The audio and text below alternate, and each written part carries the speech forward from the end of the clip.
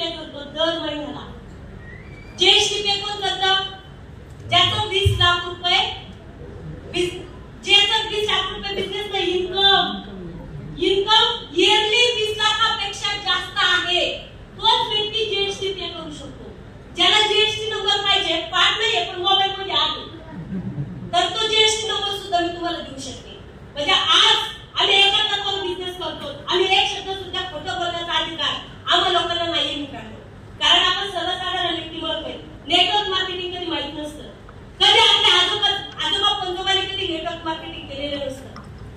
त्यामुळे आपल्याला असं वाटतं माझ्याकडून होईल का, मला जमेल का, मला बोलता येईल का, वाटतं की नाही वाटतं? हॅलो, इमानदारीने सांगा, आपल्याला जास्त बोलता येतं का यांना येतं?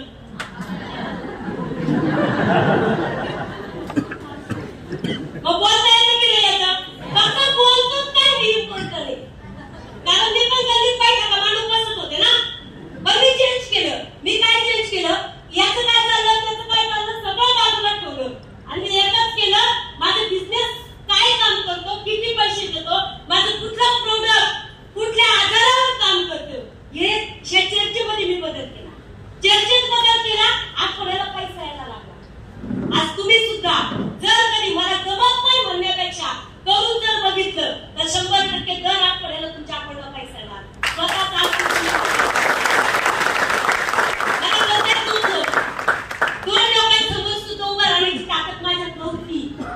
पण मी काय बोलू शकले?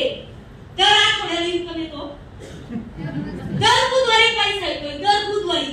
पहिला आठवडा खर्चत नाही तर दुसरा आठवडा लगेच तयार असतो. मग मला सांगा, दर आठवड्याला आठवडा पैसा आला, माणूस डबल बोलणार की नाही बोलणार? पण आठवड्याला पैसा येण्यासाठी सुरुवातीला जे लोक बोलणार ते झेलावं लागणार, पेशन्स ठेवावं लागणार.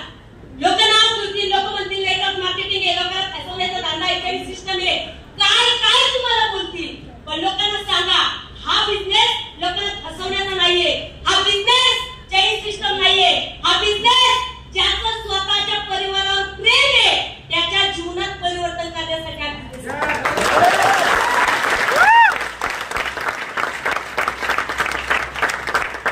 बघा, सुरुवातीला कुठलाही धंदा आणि व्यवसाय चालू करताना लोक नाव ठेवतात. हॅलो, साधं एक सिंपल उदाहरण, एक पाण्याची बाटली बिसलरी. जेव्हा सुरुवातीला ज्या व्यक्तीने पाण्याची बाटली मार्केटमध्ये तयार करण्याचा विचार केला त्यावेळेस लोक त्याला बोलले पाणीची बाटली, पाणी